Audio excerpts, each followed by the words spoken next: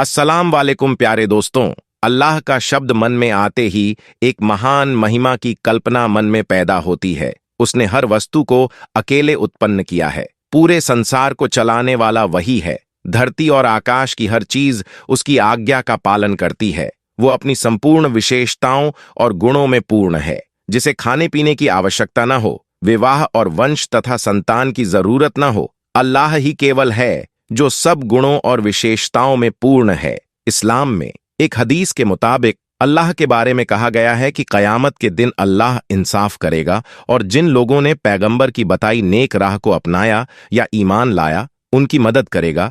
दोस्तों, आज की इस वीडियो में हम आपको एक खास वाक्य बताने वाले हैं जिसको सुनकर यकीनन आप लोग भी हैरान और परेशान हो जाओगे। इसलिए वीडियो को पूरा जरूर देखिएगा। और अगर आपको अल्लाह की कुदरत पर मुकम्मल भरोसा है तो कमेंट बॉक्स में अल्लाह हू अकबर लिखकर इसको शेयर कर दें ताकि और भी लोगों के पास यह वीडियो पहुंच सके। इसी तरह की इस्लामिक घटनाओं और वाक्य से रूबरू होते रहने के लिए आज ही सब्सक्राइब करें हमारे चैनल इस्लाम हिस्ट्री को और साथ ही बेल आइकॉन को प्रेस करें। तो चलिए शुरू करते हैं आज की वीडियो। कुरान शरीफ के मुताबिक जो मुसलमान पांचों नमाजों का एहतमाम करता है और रुकू, सजदे, वुजू वगैरह को अच्छी तरह से पूरा करता है, उसके लिए जन्नत वाजिब हो जाती है और दोजख उस पर हराम हो जाता है। नमाज पढ़ने से कई फायदे हैं। नमाजी व्यक्ति से खुदा राजी और खुश होता है। नमाज एक इबादत है जिसका मकसद अल्लाह को याद करना है। ऐसे में प्यारे दोस्तों, पुलिस जब एक बेकसूर नमाजी के साथ मारपीट करने लगी और जब उसे गिरफ्तार करने लगी तो अल्लाह की कुदरत ने एक बंदर भेजकर ऐसा करिश्मा दिखाया कि उसको देखकर सारे पुलिस वाले भी हक्के बक्के रह गए और सजदे में गिर पड़े। आज जो वाक्य हम आपके यहाँ पर बताने वाले हैं, ये वाक्य पंजाब का बताया जाता है। पंजाब में एक छोटा सा गांव है अकूवाल। उस गांव में एक मुसलमान लड़का रहता था जिसकी उम्र तकरीबन 30 साल के करीब थी। लड़का बहुत ही नेक और परहेजगार था। 5 वक्त का नमाजी था और हर नमाज को उसके सही वक्त पर ही अदा करता था और कोशिश करता था कि वह नमाज मस्जिद में जमात के साथ ही अदा करें। यही वजह थी कि उस लड़के का ज्यादातर वक्त मस्जिद में ही गुजरा करता था। और यही नहीं, जब यह लड़का नमाज से फारिग हो जाता था तो उसके बाद यह कुछ वक्त के लिए मस्जिद के एक कोने में बैठ जाता और कुरान पाक की तिलावत भी करता था। और वह ऐसा हर नमाज के बाद में किया करता, यानी कि हर नमाज के बाद वह थोड़ी देर कुरान पाक जरूर पढ़ता था। उसकी इस आदत के बारे में सभी नमाजियों को अच्छी तरह से मालूम था। उस नौजवान का इस्लाम से इतना ज्यादा लगाव देखकर सारे लोग उस पर न सिर्फ नाज करते बल्कि उसकी बहुत ज्यादा इज्जत भी किया करते थे। यह लड़का हर किसी से बहुत अच्छे से पेश आया करता था और कोशिश करता था कि उसकी वजह से कभी भी किसी का दिल ना दुखे। और यही नहीं, वह हरदम यह भी कोशिश करता रहता कि वह किसी जरूरतमंद की मदद भी कर सके। इसी वजह से गांव के सारे लोग उसके 1 लाख के दीवाने थे। लेकिन दूसरी तरफ उस नौजवान का एक छोटा भाई था जो बहुत ही अय्याश किस्म का था। हर वक्त दुनिया के लालच में रहता था। फिर कुछ दिन गुजरे कि एक दिन अचानक उनके वालिद का इंतकाल हो गया। उस सदमे के बाद में बड़ा भाई अंदर ही अंदर से टूट गया। इसीलिए फिर वह ज्यादा वक्त मस्जिद में ही गुजारने लगा था। वहीं दूसरी तरफ उसका छोटा भाई हर वक्त यह कोशिश करता रहता कि वह किसी न किसी तरीके से अपने बड़े भाई की जमीन हड़प ले, यानी कि वह इस कोशिश में रहने लगा कि वह कैसे भी करके बाप की जमीन में से बड़े भाई का जो हिस्सा है वह अपने नाम करवा ले। इसीलिए फिर छोटे भाई ने अंदर ही अंदर बड़े भाई के खिलाफ साजिशें रचना शुरू कर दी, मगर वह किसी भी तरह से अपने इस मकसद में कामयाब नहीं हो सका। उसके बाद जब छोटे भाई की तमाम कोशिश बेकार हो गई तो फिर एक दिन छोटे भाई ने सोचा कि क्यों ना वह उसके लिए अपने बड़े भाई की सबसे पसंदीदा चीज यानी कि मस्जिद का इस्तेमाल करें। इसीलिए फिर वह सोचने लगा कि वह अपने बड़े भाई को मस्जिद के ही किसी काम में फंसवा दे। और छोटे भाई ने एक प्लान बनाया कि वह किसी न किसी तरह से अपने बड़े भाई को मस्जिद की चोरी में फंसा दे, जिससे वह मस्जिद में जाने से रुक जाए। और उसको यह भी मालूम था कि उसका बड़ा भाई 5 वक्त का नमाजी है और मस्जिद से बहुत ज्यादा लगाव भी रखता है। इसीलिए वह मस्जिद के बगैर नहीं रह सकता। इसी वजह से छोटे भाई ने सोचा कि अगर वह अपने बड़े भाई को मस्जिद में जाने से रोक देता है तो फिर वह उसके बदले में जमीन का मुतालबा कर सकता है। और यकीनन बड़ा भाई नमाज और मस्जिद को अहमियत देते हुए वह अपनी जमीन दे देगा। फिर छोटे भाई ने एक मंसूबा तैयार किया। जमीन हासिल करने के लालच ने छोटे भाई को अंधा कर दिया था, इसलिए उस बदबख्त ने रात के अंधेरे में मस्जिद का कुछ कीमती सामान चुरा लिया और अपने घर ले आया। और चोरी किए हुए सामान को उसने अपने घर में एक खुफिया जगह पर छुपा दिया और फिर पुलिस वालों के पास में जाकर अपने भाई पर इल्जाम लगा दिया और कहने लगा कि हमारी मस्जिद में जो चोरी हो गई है और मस्जिद का सामान चुराने वाला और कोई नहीं बल्कि इसका ही बड़ा भाई है। उधर दूसरी तरफ बेचारे बड़े भाई को इसके बारे में कुछ नहीं मालूम था। वह वैसे ही मस्जिद में जा रहा था और सच्चे दिल से अल्लाह की इबादत कर रहा था। वह अपनी हर दुआ में कहता कि ए अल्लाह, मुझे हर मुश्किल से निजात दे। अगर मैं कभी किसी बड़ी मुसीबत में फंस जाऊं तो मेरी मदद फरमाना। बड़ा भाई हर नमाज के बाद यह दुआ जरूर किया करता था। जैसा कि हमने आपको पहले ही बताया है कि चोरी के बाद में छोटे भाई ने अपनी गलती का इल्जाम बड़े भाई पर लगा दिया था। इसीलिए अगले रोज बड़ा भाई नमाज के लिए मस्जिद की तरफ जा रहा था तो पुलिस वाले उसको ढूंढते ढूंढते उसके पास आ पहुंचे और मस्जिद के दरवाजे पर पहुंचकर पुलिस के लोगों ने उस नौजवान से कहा कि तुम्हें गिरफ्तार किया जाता है। तो यह सुनकर बेचारा बड़ा भाई बहुत घबरा गया और पुलिस वालों से पूछने लगा कि मैंने क्या किया है, मेरी क्या गलती है, मैंने क्या जुल्म किया है, आप मुझे क्यों गिरफ्तार कर रहे हैं? मेहरबानी करके आप मुझे मस्जिद के अंदर जाने दें, मुझे नमाज के लिए देर हो रही है। इस बार पुलिस वालों ने उसे बताया कि तुम पर मस्जिद का कीमती सामान चोरी का इल्जाम है, इसलिए हम तुम्हें गिरफ्तार करते हैं। यह सुनकर बेचारा वह बड़ा भाई हक्का बक्का रह गया और सोचने लगा कि यह कैसे मुमकिन है और उस पर यह इल्जाम किसने लगाया होगा। लेकिन उसे कुछ भी समझ में नहीं आ रहा था, इसलिए वह वहीं जमीन पर बैठ गया और अल्लाह से मदद की गुहार लगाने लगा और अल्लाह से दुआ करने लगा। वह कहने लगा, या अल्लाह, इस मुसीबत की घड़ी में मेरी मदद फरमा। या अल्लाह, तू जानता है कि मैं चोर नहीं हूं, मैं कभी किसी की चोरी नहीं कर सकता और ना ही मैंने मस्जिद से यह कीमती सामान चुराया है। या अल्लाह, तू अपनी कुदरत से कोई ऐसा करिश्मा दिखा कि सब लोग यह मानने पर मजबूर हो जाए कि मैं बेकसूर हूं।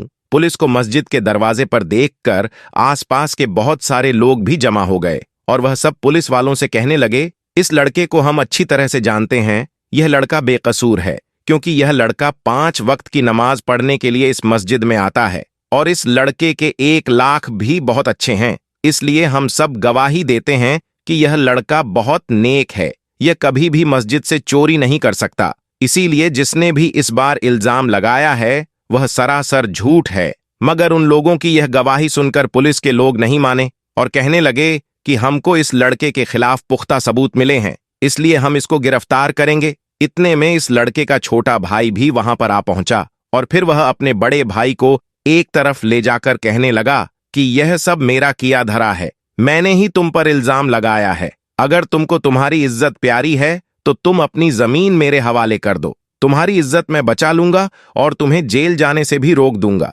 और जो मस्जिद का कीमती सामान जो मैंने छुपा रखा है उसको मैं पुलिस के हवाले कर दूंगा। तो यह सुनकर बड़े भाई को बड़ा दुख हुआ। वह समझ गया था कि यह सब उसके छोटे भाई ने किया है। अभी वह छोटा भाई अपने बड़े भाई को यह सब बातें कह रहा था कि इतने में अल्लाह की कुदरत से एक बंदर नमूदार हुआ। उसके एक हाथ में मस्जिद का वह कीमती सामान था जिसको छोटे भाई ने मस्जिद से चुराकर अपने घर में छुपाया था।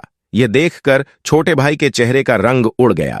पुलिस वाले भी बंदर के हाथ में मस्जिद का चोरी हुआ सामान देखकर हैरान रह गए। उनको मालूम हो गया कि वह जिस लड़के को गिरफ्तार करने वाले थे वह तो बेकसूर है। फिर उस बंदर ने उन पुलिस वालों को साथ ले जाकर बता दिया कि मैंने छोटे भाई के घर से ही सामान उठाया है। इसीलिए फिर पुलिस वालों को मालूम हो गया कि मस्जिद से यह सामान छोटे भाई ने ही चुराया है और फिर यूं सबको मालूम हो गया कि असल चोर तो इसका छोटा भाई है। पुलिस वालों ने छोटे भाई को गिरफ्तार कर लिया और जब उससे पूछताछ हुई तो फिर यह सारी बातें छोटे भाई ने पुलिस वालों को बता दी। इधर वह बड़ा भाई अल्लाह के सामने सजदे में गिरकर अल्लाह ताला का इस बात के लिए शुक्र अदा करता रहा कि ऐन मौके पर अल्लाह ने एक बंदर भेजकर उसकी किस तरह से मदद की है और इस तरह से पूरे गांव वालों को उसकी बेगुनाही का सबूत मिल जाता है। यह देखकर सबका अल्लाह पर भरोसा और भी ज्यादा मजबूत हो जाता है। आपको आज का यह वाक्य कैसा लगा हमें कमेंट बॉक्स में जरूर बताइएगा। और इसी तरह का एक और वाक्य आबिद नाम के एक शख्स के साथ पेश आया। उसका एक मेडिकल स्टोर था। आबिद ने अपनी जिंदगी का एक ऐसा वाक्य सुनाया जिसको सुनकर आप भी हैरान रह जाएंगे। आबिद बचपन से ही नेक और दीनदार इंसान था। पंजगाना नमाज के अलावा तहज्जुद, गुर्जर और तिलावत कुरान में ज्यादातर वक्त बिताया करता था। बामर्तबा सारी सारी रात नवाफिल अदा करता। रोजे नमाज, जकात का पाबंद था। उम्र गुजरती गई और आबिद ने शादी नहीं की। घर वाले उस पर शादी का दबाव बनाने लगे। इस सूरत हाल और घर वालों के दबाव में आकर आबिद को आखिर शादी का फैसला करना पड़ा और आबिद ने शादी कर ली। शादी के बाद आबिद की जिंदगी एकदम बदल गई। अब रातों की इबादत आहिस्ता आहिस्ता कम होती गई और खासकर जैसे रमजान में ही ऐसा होता है, तहज्जुद भी छूट गई और नमाजों में भी कमी आने लगी। और एक वक्त ऐसा आ गया कि 5 नमाजों में गफलत होने लगी और फिर आबिद अचानक मुश्किलात में घिर गया। मेडिकल स्टोर की आमदनी कम हो गई और कर्ज पर कर्ज चढ़ने लगा। आबिद की जिंदगी खुशहाल थी, वह बुरी तरह से मुतासिर हो गया। हर वक्त टेंशन में रहने लगा। इस दौरान एक दिन एक शख्स मेडिकल स्टोर पर दवाई लेने आता है। आबिद उस वक्त इस कदर परेशानी में था कि उसने उसे गलत दवाई दे दी, जिसकी वजह से वह शख्स मरते मरते बचा और उसने आबिद पर केस कर दिया, जिसके बाद उसकी दुकान सील हो गई और उसका कारोबार पूरी तरह से बंद हो गया। इसी दौरान आबिद के वालिद की भी तबीयत खराब होने लगी और आबिद ने अब तक जो कुछ भी कमाया था वह सब वालिद के इलाज पर खर्च कर दिया। इसी सूरत हाल को देखकर उसकी बीवी भी उसे छोड़कर चली गई। अब आबिद के पास कुछ भी नहीं बचा था और आबिद पूरी तरह से जिंदगी से मायूस हो गया था। एक दिन आबिद सहन अपनी मां की गोद में सर रखकर रो रहा था और सोच रहा था कि उसके साथ आखिर ऐसा क्यों हो रहा है। तभी अचानक उसकी नजर अलमारी पर पड़ी जहां कुरान पाक रखा हुआ था। उसको फौरन झटका लगा और समझ में आ गया कि उससे क्या भूल हुई है। वह फौरन उठा, वजू किया, नमाज अदा की, सजदे में गिरा, माफी मांगता रहा, रोता रहा, या अल्लाह, मुझसे बड़ी गलती हो गई कि मेरी सारी उम्र तेरी मोहब्बत में गुजरी, तेरी इबादत में गुजरी और दुनियादारी में ऐसा खो गया कि तुझे ही भूल गया। उसके बाद उसने दोबारा पंजगाना नमाज शुरू कर दी और तहज्जुद और तिलावत कुरान भी करने लगा और हर रात अपनी गलती पर माफी मांगने लगा। प्यारे दोस्तों, अभी सिर्फ 9 ही दिन गुजरे होंगे कि तभी उसके घर में वह शख्स आता है जिसे आबिद ने गलत दवाई दी थी। वह शख्स कहने लगा, तुमने मुझे जो दवाई दी थी उससे मेरी तबीयत तो जरूर बिगड़ी थी, मगर मेरी जो बीमारी थी वह करिश्माती तौर पर उसी दवाई से दूर हो गई और तुम पर किया हुआ केस अब मैं वापस ले रहा हूं। उसके बाद आबिद को उसकी दुकान वापस मिल गई, यानी आबिद ने अपना मेडिकल स्टोर वापस हासिल कर लिया और आमदनी पहले से ज्यादा बढ़ने लगी। उसने अपने वालिद का इलाज भी करवाया और उसकी बीवी भी वापस आ गई।